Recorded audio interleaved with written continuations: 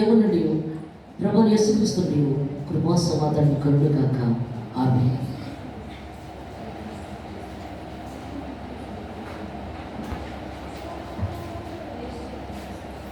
యెషయా గ్రంథము 7వ అధ్యాయం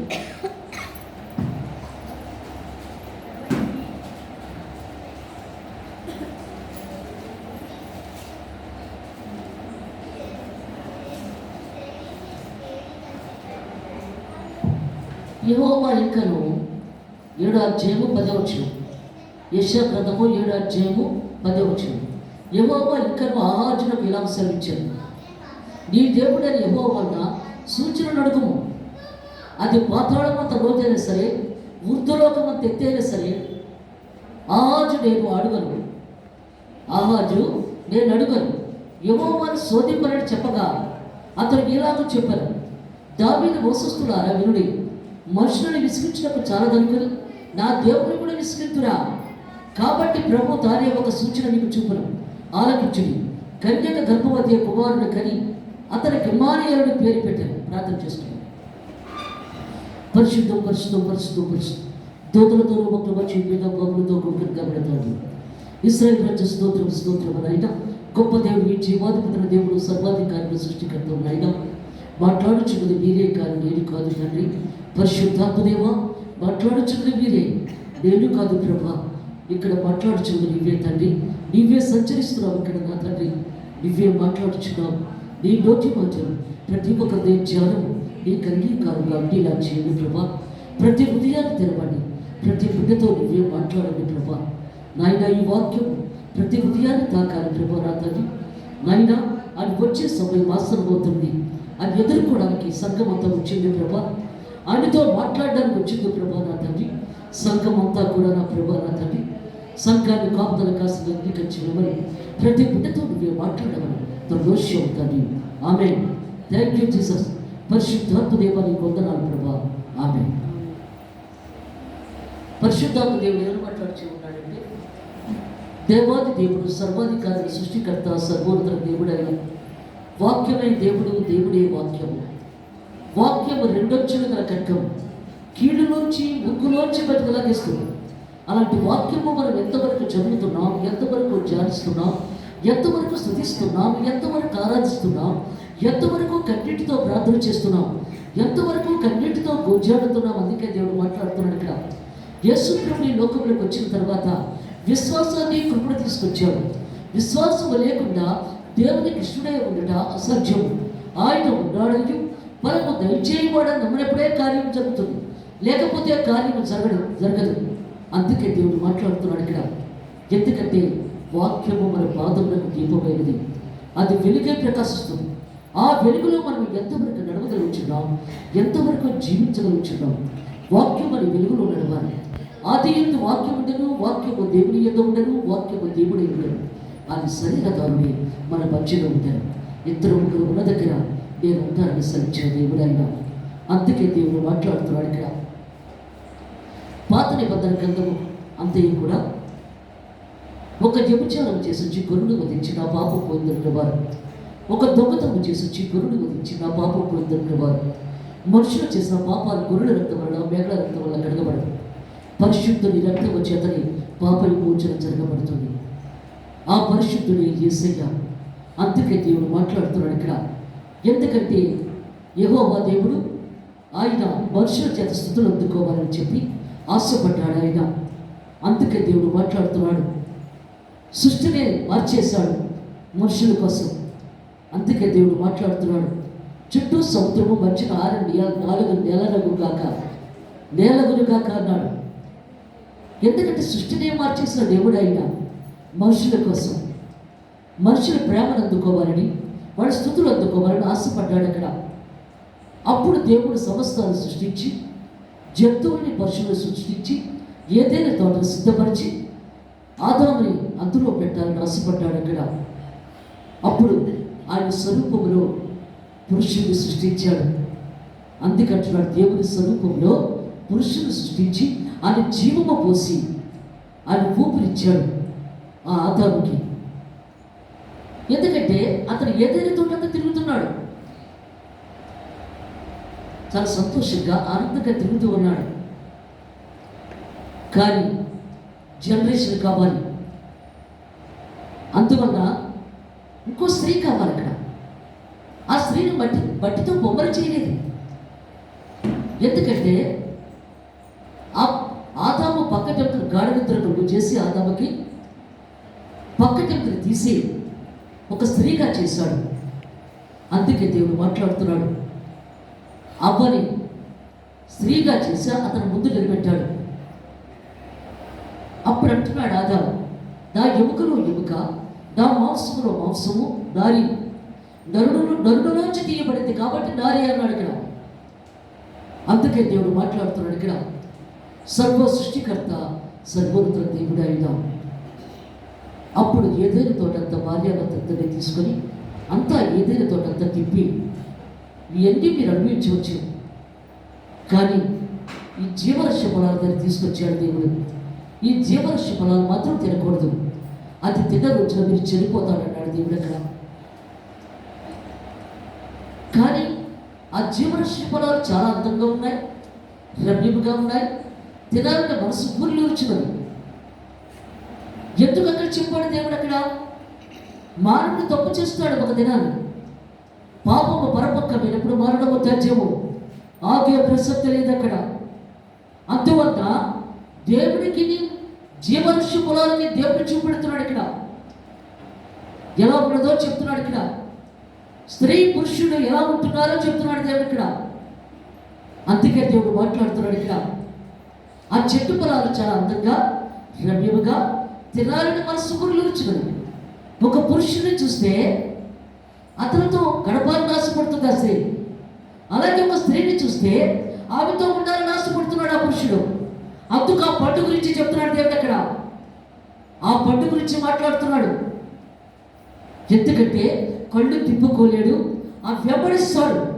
ఆ 10 అయిపోయే వరకు వెంబడిస్తూనే ఉంటాడు, వెంబడిస్తూనే ఉంటుంది. అందుకే అంటున్నాడు దేవుడు ఇక్కడ, ఆ పండుతో పోల్చాడు మానవుడి. మానవుడు చేసిన తప్పిదాన్ని ఆ పండుతో పోల్చాడు. అందుకే దేవుడు మాట్లాడుతున్నాడు అక్కడ. కానీ అవ్వ కదలటం లేదు అక్కడి నుంచి. దేవుడు ముందుకెళ్ళిపోయాడు. ఇక చెప్పేసి ఈ పండు తిన్న రోజున మీరు చచ్చిపోతారు అని చెప్పేసి వెళ్ళిపోయాడు. ఆయన ఉండలేదు, ఆయన ఉండాడు. అందుకే దేవుడు మాట్లాడుతున్నాడు ఇక్కడ. ఎందుకంటే లెక్క పెడుతున్నాడు చేసిన తప్పులన్నీ కూడా. అందుకే దేవుడు అంటున్నాడు, సరిగ్గా 100 తప్పు అయ్యేటప్పుడు కన్నా ఆయన ఎలా వెయ్యాలో శిష్యాలు వేసేస్తున్నాడు అక్కడ. అందుకే దేవుడు మాట్లాడుతున్నాడు అక్కడ. ఎందుకంటే కొట్టి దెబ్బ కొడుతున్నాడా, లేకపోతే చంపేస్తున్నాడా, లేకపోతే చీరేస్తున్నాడా, ఏదోటి చేస్తున్నాడు ఆయన. అందుకే దేవుడు మాట్లాడుతున్నాడు అక్కడ. అప్పుడు అవ్వ పండుగ చూస్తున్నప్పుడు సాధారణ చెట్టు చాటునే ఉన్నది. మానవుడు బలహీనతను చూస్తుంది, గమనిస్తుంది అక్కడ.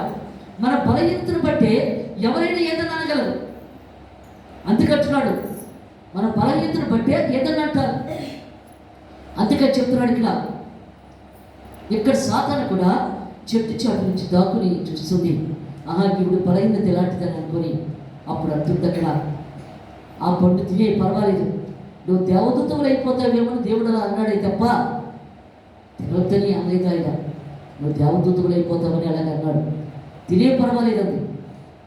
ఎందుకంటే ఆవిడకి కావాల్సింది తప్పు చేసే మనుషులు కావాలి. నరకాన్ని తీసుకెళ్ళాలంటే తప్పు చేస్తేనే కానీ అది తీసుకొని వెళ్ళడానికి అధికారం లేదు దానికి.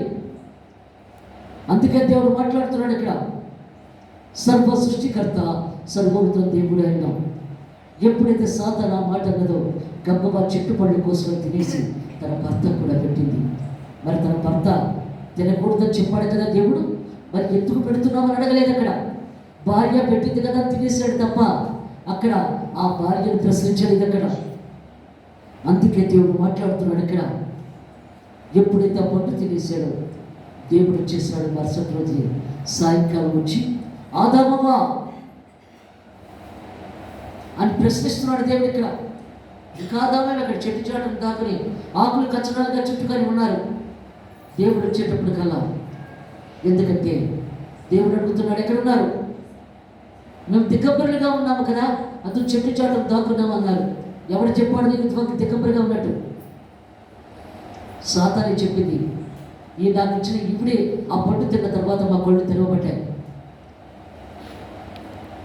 దేవుడు ఎంతో బాధ కలుగుతాడో చూడండి. ఒకసారి నా మాట వినకుండా సాధారణ మాట ఆలకించి తప్పుడు పని చేయడానికి సిద్ధపడ్డారు అనుకున్నాడు దేవుడు అక్కడ.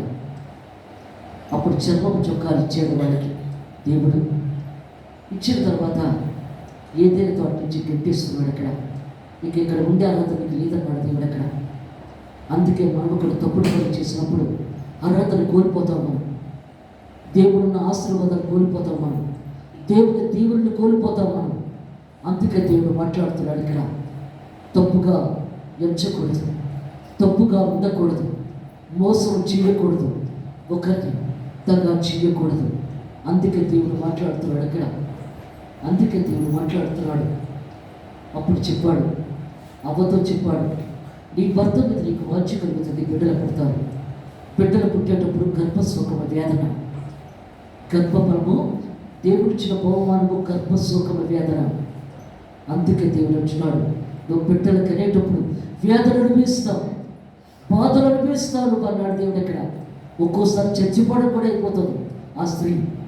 అందుకే దేవుడు మాట్లాడుతున్నాడు అక్కడ. బిడ్డను కనలేక పాపతో అంటున్నాడు, సాధారణ మోసం చేసింది కదా, సాధారణ నువ్వు నేలను పాకుతూ బట్టి తింటావు అన్నాడు దేవుడు అక్కడ. మనిషికి నీకు వైరం పెడుతున్నాను, నువ్వు మడ మీద కొడితే మానవుడు నెత్తి మెర్చిది కొట్టేస్తాడు నేను అన్నాడు. అప్పుడు దేవుడు అంటున్నాడు ఆదాముతో, ఎందుకలా చేసావు అని అడిగాడు. మరి నీ భార్య వచ్చినప్పుడు నువ్వు వద్దని చెప్పలేదా అని అడిగాడు దేవుడు అక్కడ. వద్దని చెప్పడానికి అవకాశం ఇవ్వలేదు నాకు, ఇంకా వచ్చిన తర్వాత తెలియవలసి వచ్చింది అన్నాడు. అప్పుడు అంటున్నాడు, ఆదాము కూడా దేవుడు శాపరుస్తున్నాడు అక్కడ. నువ్వు మట్టిలోంచి వచ్చావు కాబట్టి మట్టికి చేరతావు అన్నాడు దేవుడు అక్కడ. జీవము దేవుని దగ్గరికి, శరీరం మట్టిలో కలిసిపోతుంది. ఎందుకంటే ఈ లోకము అయిపోయేటప్పటికల్లా దేవుడు రాకడ జరగపోని దాకా కూడా మానవుడు మట్టిలో కలిసిపోవలసింది. కొత్త ఆకాశము, కొత్త భూమి వచ్చినప్పుడే ఇక మరణం ఉండదు. అందుకంటున్నాడు దేవుడు ఇక్కడ. అప్పటి వరకు మరణము తథ్యము, ఆగే ప్రసక్తి లేదు అక్కడ. అందుకే దేవుడు మాట్లాడుతున్నాడు ఇక్కడ. అందుకే ఇక యెహోవా దేవుడు చాలా బాధపడ్డాడు, వ్యాధులు చెందాడు ఆయన. నా బిడ్డను నేనే చెప్పుకుంటున్నాను అని చెప్పి బాధపడుతున్నాడు ఆయన. బాధపడి తన ప్రియ కుమారుని ఈ లోకానికి పంపించాడు. ఆయన శిలువ రక్తము చేత సంధి చేయబడాలి, ఆయన ప్రాణం దొరకవేతనం చిత్రవద అనుభవించాలి యేసుప్రభు. అప్పుడే ఆ మరణానికి ఒక అర్థం ఉంటుంది. అందుకే యేసుప్రభు 3వ దినాన్ని సజీవంగా లేస్తాడు. ఆ తర్వాత మనము కూడా లేపబడతాం అక్కడ. అందుకే మనం మరణం గురించి యేసుప్రభు ఈ లోకానికి వస్తున్నాడు. అందుకే దేవుడు మాట్లాడుతున్నాడు ఇక్కడ. జీవాధిపతిని దేవుడు, సర్వోధికారుడు, సృష్టికర్త, సర్వోన్నత దేవుడు ఆయన. ఎందుకంటే దేవుడై ఉండి కూడా మనిషి కుమారుడిగా ఈ లోకంలో మరణించడానికి వస్తున్నాడు, చిత్రవద అనుభవించడానికి. 1-40 దెబ్బలు కొడుతున్నప్పుడు ఈ పొంత తుండపడిపోతుంది, సాతాను అక్కడే తిరుగుతుంది. నువ్వు సిలువ ఎక్కలేవు, నువ్వు సిలువ ఎక్కలేవు, నువ్వు సిలువ ఎక్కలేవు అంటుంది అక్కడ. కానీ ఒక్కొక్కరు మనకైతే కోపం వచ్చేస్తుంది అలా మాట్లాడుతుంటే. కానీ కోపం రాలేదు, కోపం తెచ్చుకోలేదు. కోపం వస్తుందనే చూస్తుంది సాధారణ. యేసుప్రభు కోపం రావాలని చూస్తుంది అక్కడ, కానీ ఆయన కోపం రాలేదు. 40 దెబ్బలు కొట్టేటప్పటికల్లా ఫోకస్గా వెళ్ళిపోతుంది. రక్తం ఆయన ఇప్పుడు దుడ్డపడిపోతుంది. ఎంత దూరం వెళ్తుందంటే ఆయన రక్తం. ఎందుకంటే ఆ పరిశుద్ధుని రక్తం వచ్చేతనే పాప విమోచన జరగబడాలి. ఆ పరిశుద్ధుని రక్తం వచ్చేతనే అందరూ పరలోకానికి వెళ్ళాలి. అందుకంటున్నాడు దేవుడు ఇక్కడ. ముళ్ళ కిరీటం పెట్టారు. ఎందుకంటే మనకి జీవ కిరీటాన్ని దేవుడు ఇస్తే మనం ముళ్ళ కిరీటాన్ని పెట్టాము ఆయనకి. అయినా కోపం తెచ్చుకోలేదు ఆయన. చేతుల్లో మేకలు వేసి దిక్కొట్టారు, కాళ్ళలో మేకలు దిక్కొట్టారు, డొక్కలో పొడి చేశారు. అందుకంటున్నాడు దేవుడు ఇక్కడ. అందుకే దేవుడు శ్రమిస్తున్నాడు ఇక్కడ. సర్వ సృష్టికర్త, సర్వోన్నత దేవుడు ఆయన. అప్పుడు అంటున్నాడు, తండ్రి దేవా, నా దేవా, నా చెయ్యి ఎందుకు విడిచావు? ఎందుకంటే యెహోవా దేవుడు యేసుప్రభు చెయ్యి విడిచిపెట్టకపోతే ప్రాణం పోదు. ప్రాణం పోవాలంటే ఆ చెయ్యి విడిచిపెట్టాలి. ఇక్కడ కూడా మన ప్రాణం పోయేటప్పుడు ఎవరి చేత ప్రార్థన చేయనివ్వడు దేవుడు. ప్రాణం పోయేటప్పుడు ఎవరి చేత కూడా ప్రార్థన చేయనివ్వడు. ఎందుకంటే ఆ ప్రాణం ఆయన దగ్గరికి రావాలి. ప్రార్థన చేస్తే ఆగిపోతుంది ఆ ప్రాణం. అందుకే దేవుడు మాట్లాడుతున్నాడు ఇక్కడ. సర్వ సృష్టికర్త సర్వోత్తర దేవుడు ఆయన. ఎందుకంటే మా కోడలు జబ్బు చేసినప్పుడు, కిడ్నీ ఇన్ఫెక్షన్ వచ్చినప్పుడు 7 yearsలో పెట్టారు. ప్రాణం అల్లల్లాడిపోతుంది. నేను ప్రార్థన చేస్తున్నాను ఆవిడ బ్రతకాలని. ఎందుకంటే తన బిడ్డ ఉన్నది కదా, తన బిడ్డ కోసం బ్రతకాలి ప్రభా, బ్రతికించండి ప్రభా అని అడుగుతున్నాను అక్కడ. కానీ నేను ప్రార్థన చేసినంత వరకు కూడా ఆమె ప్రాణము గిలగలా కొట్టుకుంటూనే ఉంటుంది, బాధ అనిపించుతూనే ఉంటుంది. అందుకే దేవుడు మాట్లాడుతున్నాడు ఇక్కడ. అప్పుడు ప్రార్థన చేశాడు, ప్రభా అవి చాలా బాధ అనిపిస్తుంది కదా, ఏం చేయమంటావు అని అన్నప్పుడు ప్రార్థన ఆపే అన్నాడు. నువ్వు ప్రార్థన ఆపేస్తే నేను తీసుకెళ్ళిపోతాను. నువ్వు ఆపే ప్రార్థన అన్నాడు. నువ్వు చేసినంత వరకు కూడా నేను తీసుకెళ్ళడానికి అవకాశం ఉండదు. నువ్వు ప్రార్థన చేసినంత వరకు కూడా.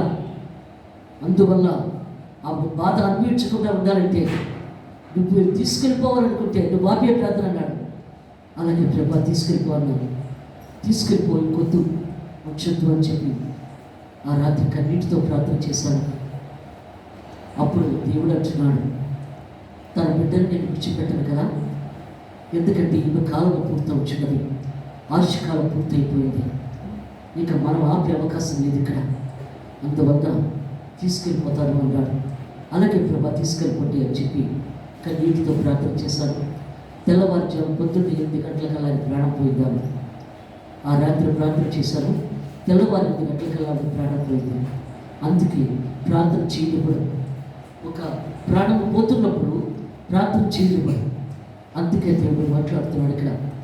సర్వశక్తిమంతుడు సర్వోన్నత దేవుడు ఆయన. అందుకే దేవుడు మాట్లాడుతున్నాడు ఇక్కడ.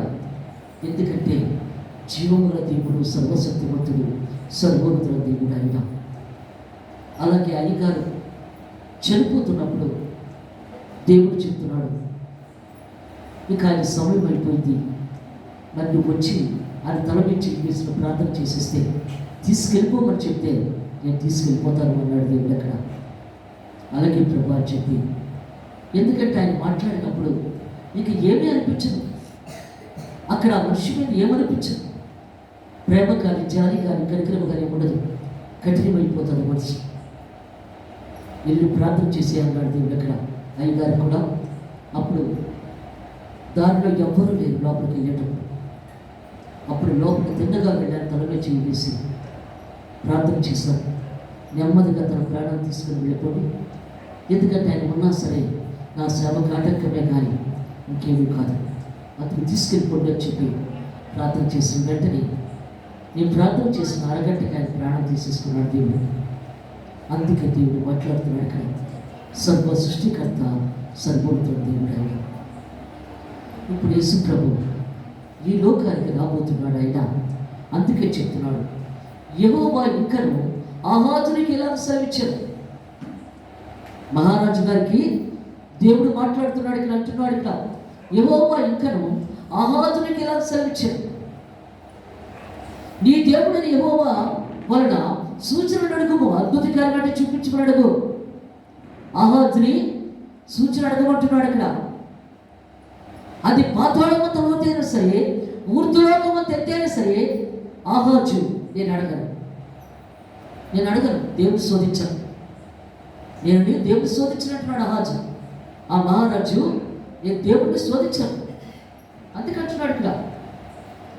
ఆహాజు నేను అడగను, యెహోవాను శోధింపనని చెప్పగా అతను ఎలాగో చెప్పాను. నేను యెహోవాను నేను శోధించాను, అతను ఎలాగో చెప్పాను. దావీదు వంశస్థులారా వినుడి, మనుషుల్ని విసిగించడం చాలా అనుకుని నా దేవుడిని కూడా విసిగిస్తురా. మనుషులు ఎలాగ విసిగుతున్నారు, ఇక దేవుడిని కూడా విసిగించాలా? కాబట్టి ప్రభు తానే ఒక సూచన నీకు చూపురా. దేవుడే సూచన చూపిస్తున్నాడు ఇక్కడ. ఆలకించుడి, కన్యక గర్భవతి కుమారుడు కని అతనికి ఇమ్మానుయేలు అని పేరు పెట్టారు. ఇమ్మానుయేలు అంటే భాషాంతరం దేవుడు అని అర్థం. ఇమ్మానుయేల్ అంటే భాషాంతరము దేవుడు. అందుకంటున్నాడు దేవుడు ఇక్కడ, కన్యక గర్భవతి, ఆమె కన్యక. అందుకంటున్నాడు దేవుడు ఇక్కడ, పరిశుద్ధాత్మ ద్వారా గర్భము తీర్చబడుతుంది. మనుషులు పుట్టికే పాప పుట్టిక, నైజమే పాప నైజం. అందుకంటున్నాడు దేవుడు ఇక్కడ. కానీ ఇక్కడ యేసుప్రభు దేవుడు కాబట్టి కన్యక గర్భవతి, కుమారుడు కాదు. అందుకే దేవుడు మాట్లాడుతున్నాడు ఇక్కడ. పత్రిక చదవండి, ఇబ్రాయిలు రాసిన పత్రిక 1 చదవండి.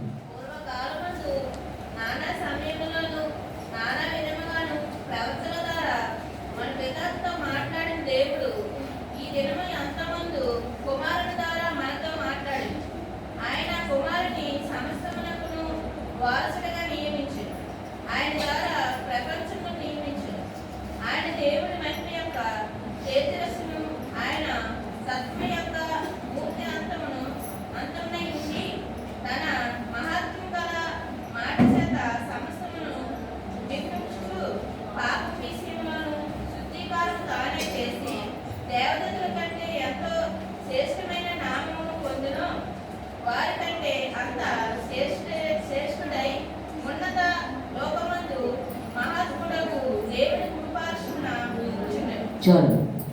అందుకంటున్నాడు దేవుడి హెబ్రీయులకు రాసిన పత్రిక 1 చూడండి.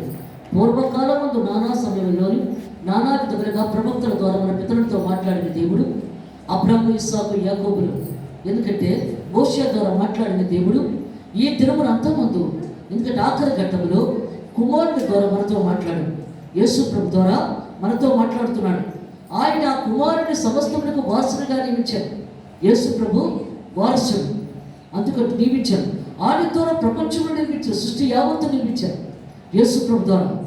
ఆయన దేవుని మహిమ యొక్క తేజస్సును, ఎందుకంటే యెహోవా దేవుని తేజస్సు యేసు ప్రభుకి ఇచ్చాడు, మహిమా గ్రంథానికే చెందుగాక. అందుకంటున్నాడు ఆయన దేవుని మహిమ యొక్క తేజస్సును, ఆయన తత్వము యొక్క మూర్తిమంతమై ఉండి తన మహత్వగల మాట చేత సమస్తము నిర్వహించు పాపముల విషయంలో శుద్ధీకరణ తానే చేసి, పాపముల విషయంలో, ఎందుకంటే యేసు ప్రభు ఈ లోకంలో పాపుల కోసం వచ్చాడు కానీ నీతిమంతుల కోసం రాలేదు. 99 మంది నీతిమంతుల కంటే ఒక పాపి మారు మనసు పొందితే పరలోక రాజ్యంలో ఆనందం కలుగుతుందన్నాడు. పాపుల కోసం వచ్చాడు ఆయన.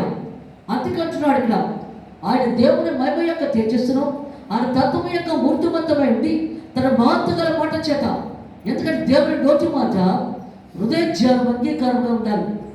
ఆయన నోటి మాట హృదయ ధ్యానం అంగీకారంగా ఉండాలి. అందుకంటున్నాడు, అదే చెప్తున్నాడు ఇక్కడ. ఎందుకంటే ఆయన మాటలే మనకి చాలా నీటి మూటలు, వాక్యమే ఒక నీటి మూటలు మన హృదయంలోకి వస్తుంది.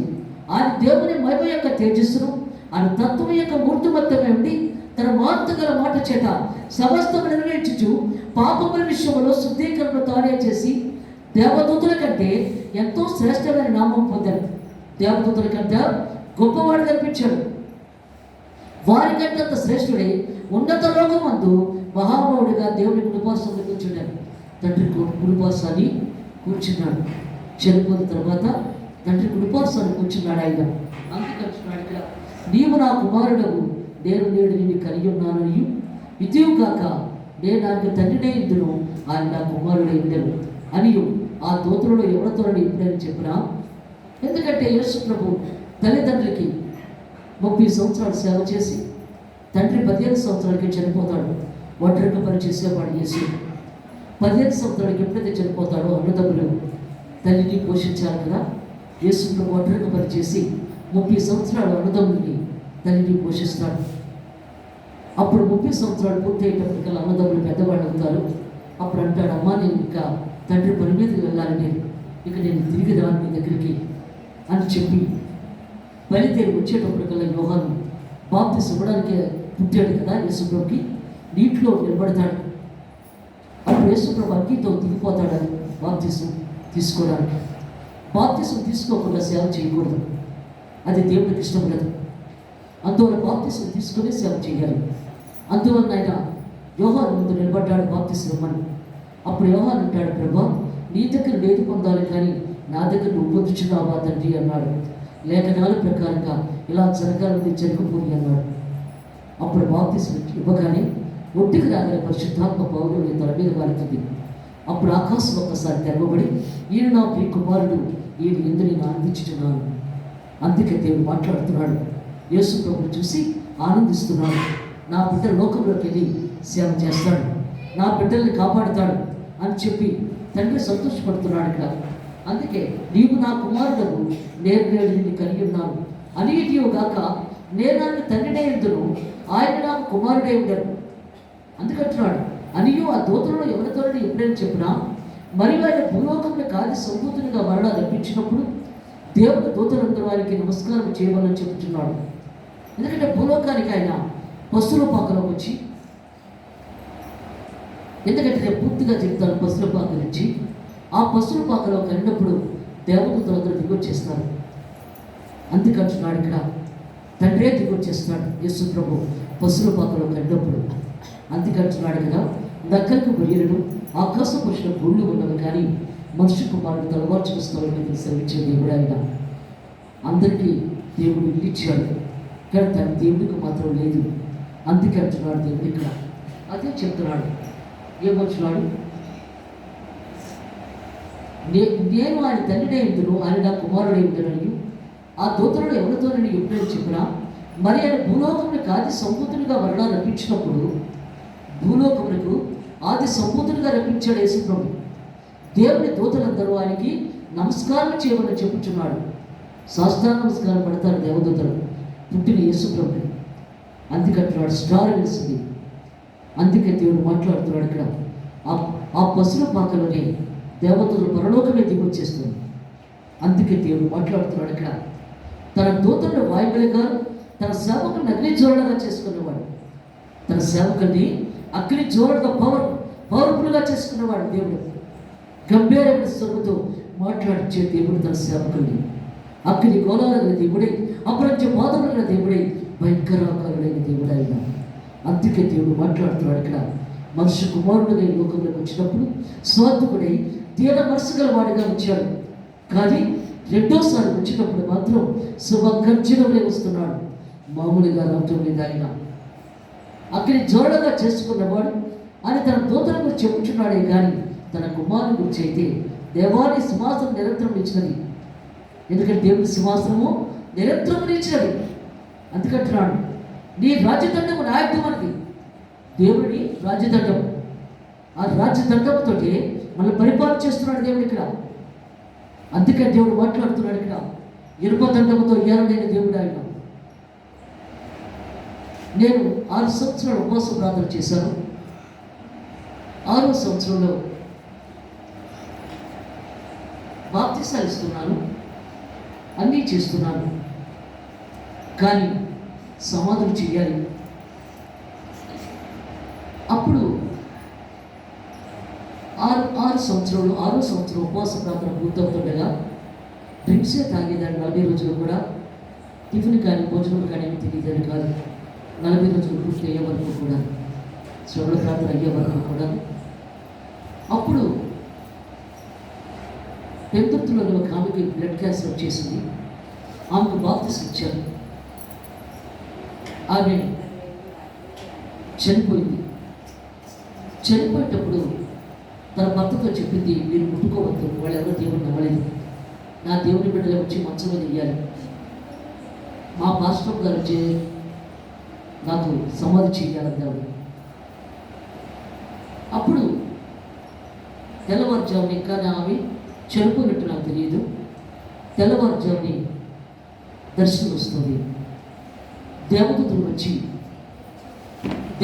మధ్యలో నేను కూడా వాళ్ళతో ఆడుతూ ఉన్నాను. దేవదూతలు మాయమైపోయారు.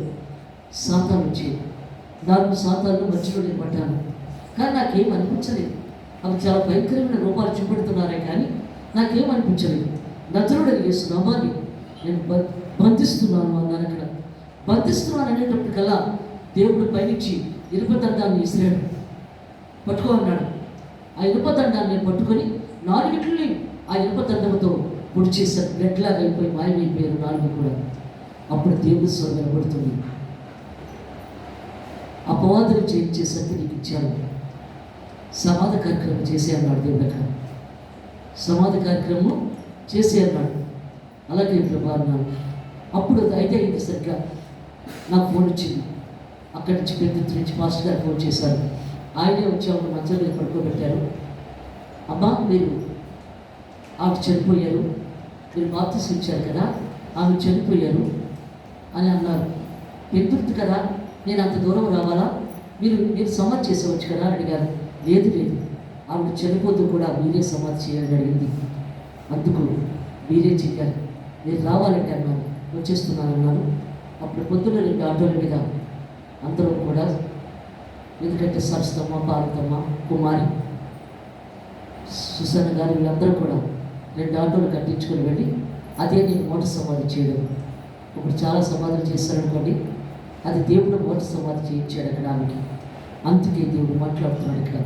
ఇనుప దండలతో ఏలడైన దేవుడు ఆయన, సర్వశక్తిమంతుడు, సర్వోన్నతుల దేవుడు ఆయన. అందుకంటున్నాడు, ఏమొచ్చినాడు ఇక్కడ, దేవాని సింహాసనం నిరంతరం నిలిచాలి. ఎందుకంటే యేసుప్రభు సింహాసనము నిరంతరం నిలిచి ఉంటుంది. అందుకంటున్నాడు, నీ రాజ్యదండము న్యాయార్థమైనది, నీ రాజ్యదండము న్యాయమైనది, న్యాయార్థమైనది. నీవు నీతిని ప్రేమించితివి, దుర్నీతిని ద్వేషించితివి. నీకు నీతే కావాలి. నేనే మార్గము, సత్యము, జీవము. నా ద్వారా తప్పేమో పరలోక రాజ్యంలో ప్రవేశం లేదు. నా మార్గం నడవాలంటే నీతిగా బ్రతకాలి, నా మార్గం నడవాలంటే జాతిగా బ్రతకాలి, నా మార్గం నడవాలంటే మంచిగా బ్రతకాలి. మనం ఎలా బ్రతుకుతున్నాం ఒక్కసారి ఆలోచించాలి. అందుకంటున్నాడు, నువ్వు నీతిని ప్రేమించితివి, దుర్నీతిని ద్వేషించితివి. ఎందుకంటే తప్పుడు పాపాన్ని నువ్వు ద్వేషిస్తున్నావు. అందుచేత దేవుడు నీ దేవుడు వారి కంటే నిన్ను హెచ్చించినట్లుగా, ఎందుకంటే ఆయన నీ దేవుడు. అందుకంటున్నాడు, నీతో కలిసి ఉంటాడు. ద్రాక్షవల్లి నేను తీగలు లేదు, నా ధనుకు కూడా రుచి నా పోగా పరుస్తాడు. నాకు వేరుగా ఉంటే మీరేమి చేయలేదు. దేవునికి వ్యతిరేకంగా మనం ఏం చేయలేము. ఆయన అల్లుకుపోవాలి, ఆయన అత్తుకుపోవాలి. అయితే అదే చెప్తున్నాడు ఇక్కడ. అందుచేత దేవుడు నీ తోడి వారి కంటే నిశ్చించినట్లుగా ఆనంద ధైర్యంతో అభిషేకించాడు. పరిశుద్ధాత్మతో నిన్ను అభిషేకిస్తున్నాడు. పరిశుద్ధాత్మ ఆనంద ధైర్యం, దేవుడిచ్చిన ఆనంద ధైర్యం, దానితో అభిషేకిస్తున్నాడు దేవుడు నిన్ను. అందుకే దేవుడు సెలవిస్తున్నాడు ఇక్కడ. అదే చెప్తున్నాడు. అందుచేత దేవుడు నీ తోడు వారి కంటే నిన్ను హెచ్చించినట్లుగా, ఎందుకంటే అందరికన్నా నేను గొప్పగా నిలబెడుతున్నాడు ఆయన. ఆనంద ధైర్యంతో అభిషేకించడు. మరియు ప్రభా, నీ వాది ఎందుకు భూమికి పునాది వేస్తావు. ఎందుకంటే భూమికి పునాది వేసిన వాడు నువ్వే, ఆకాశంలో కూడా నీ చేతి పనుడే, ఆకాశాన్ని సృష్టించిన వాడు కూడా నువ్వే. అవి నశించిన కానీ నువ్వు నిలిచి ఉండవు. అవన్నీ నశించిపోతాయి. ఏమిటైనా పిల్ల రాలిపోతాయి. ఆకాశము భూమి బద్దలైపోతాయి, సూర్యుడు నక్షత్రాలు రాలిపోతాయి. అందుకంటున్నాడు ఇక్కడ, అవి నశించిన కానీ నువ్వు నిలిచి ఉండవు. అవన్నీ వస్త్రం వలె పాతగిలను. ఎందుకంటే నువ్వు బట్టలు పాత బట్టలేవు వదిలేస్తున్నావు. అలాగే ఇవన్నీ కూడా పాతవైపోతాయి. ఆకాశము, నక్షత్రము, భూమి సమస్తము కూడా ఇవన్నీ పాతవే. కానీ నువ్వు కొత్తగానే ఉన్నావు ప్రభా. నువ్వెల్లప్పుడూ కొత్తగానే ఉన్నావు. ఇవన్నీ పాతవైపోయినా సరే నువ్వు కొత్తగానే ఉన్నావు. అందుకంటున్నాడు దేవుడు ఇక్కడ, అవన్నీ వస్త్రం వలె పాతగిలను, ఉత్తరీయం వలె వాటిని మడిచివేతవు.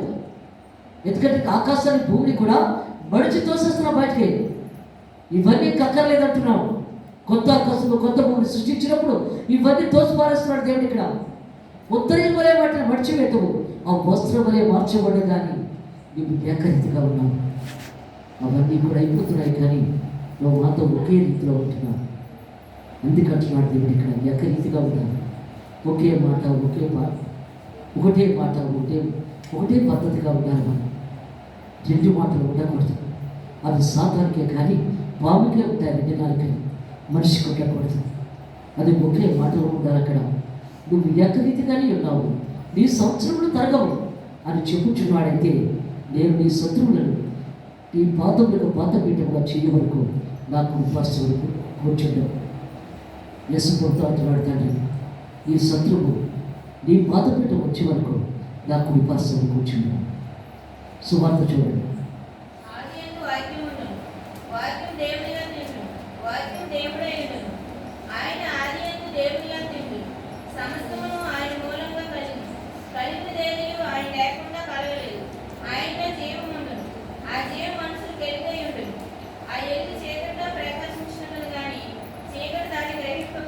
కష్టాలు.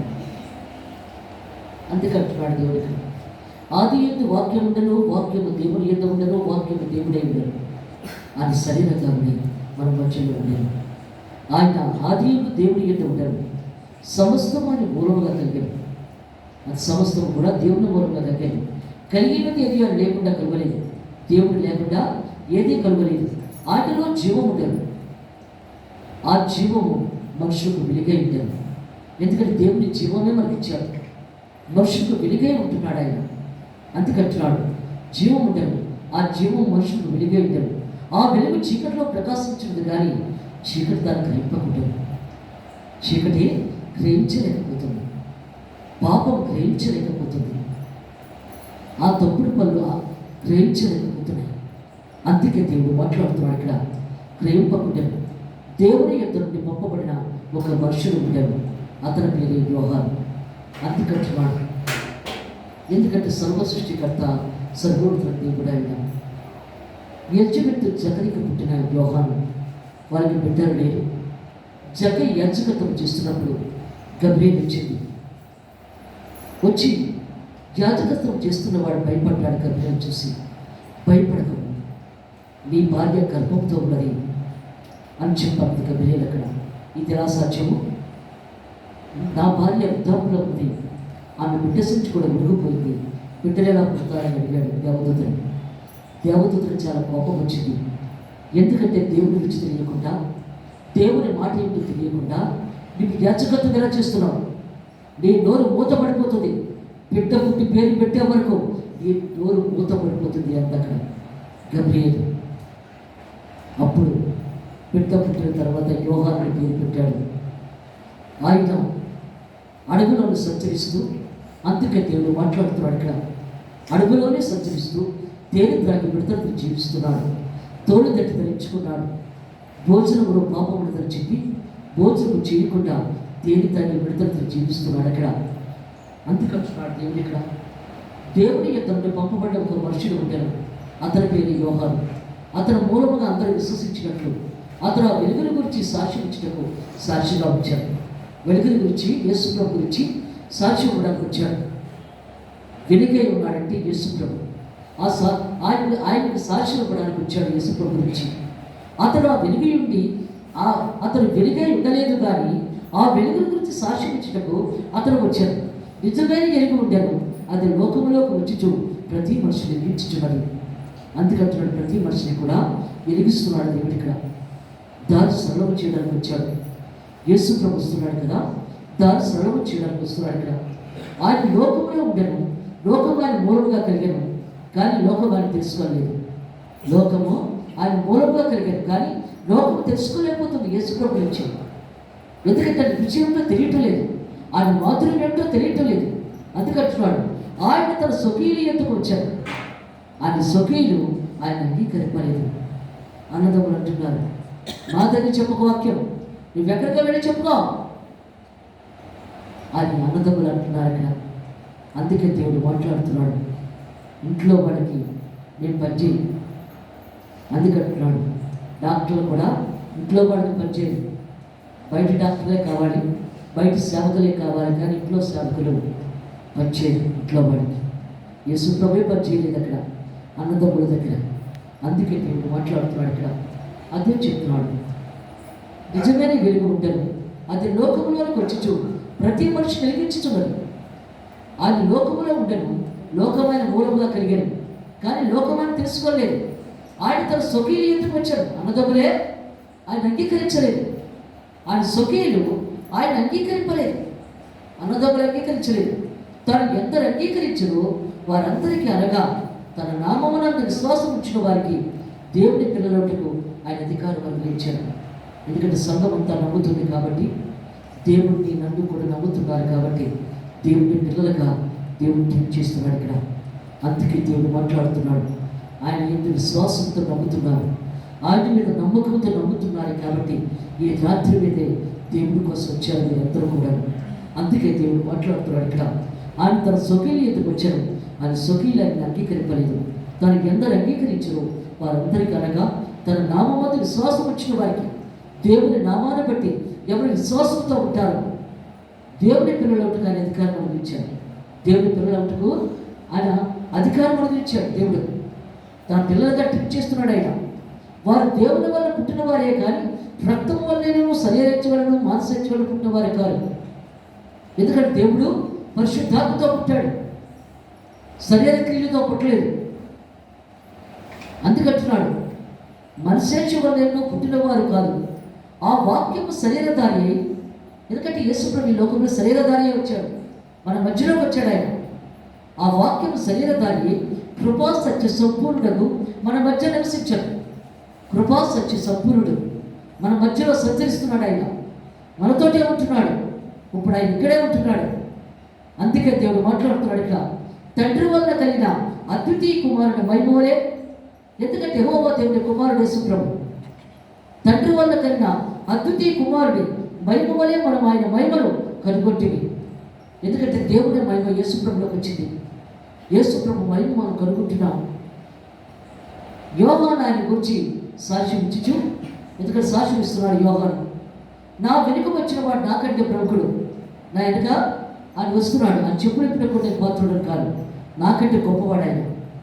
నా వెనుక వచ్చిన వాడు నాకంటే గొప్పవాడు ఆయన, నాకంటే ప్రముఖుడు కనుక ఆయన నాకంటే ముందుటి వాడని నేను చెప్పిన వాడు ఈయనని ఎలుగెత్తి చెప్పాను. నేను మీకు సాక్ష్యం చెప్తున్నాను కదా, యేసుప్రభు గురించి నేను చెప్తున్నాను సాక్ష్యం, ఈయన గురించే నేను మాట్లాడుతున్నాను అన్నాడు ఇక్కడ. అందుకంటున్నాడు ఆయన పరిపూర్ణతలో ఉంటే మనం అందరము కృపయబడి కృపను పొందుతీవి. ఎందుకంటే యేసుప్రభులో మనం ఉండి కృపయబడి కృపను పొందుతున్నాం. అందుకంటున్నాడు దేవుడు ఇక్కడ, ధర్మశాస్త్రము మోషే ద్వారా అనుగ్రహింపబడింది, కృపయు సత్యములు యేసుక్రీస్తు ద్వారా కలిగాడు. ధర్మశాస్త్రం మోషే ద్వారా ఏర్పడింది, ధర్మశాస్త్రము చేయలేని దేవుడు చేశాడు. యేసుక్రీస్తు ద్వారా కలిగాడు. ఎప్పుడైనా దేవుడిని చూడలేదు. తండ్రి రూపంలో అద్వితీయ కుమారుడే ఆయన బయలుపరిచాడు. ఎందుకంటే యెహోవా దేవుడిని ఎవరు చూడలేదు. యేసుప్రభుని చూస్తాం కానీ యెహోవా దేవుడిని చూడలేదు మనం. అందుకే దేవుడు మాట్లాడుతున్నాడు, సర్వశక్తివంతుడు సర్వోన్నతుల దేవుడు ఆయన. ఎంతవరకు ఆయనలో మనం జీవిస్తున్నాం, ఎంతవరకు ఆయన కృపను పొందుతున్నాం, ఎంతవరకు ఆయన ఆశీర్వాదాలు పొందుతున్నాం. అందుకే దేవుడు మాట్లాడుతున్నాడు.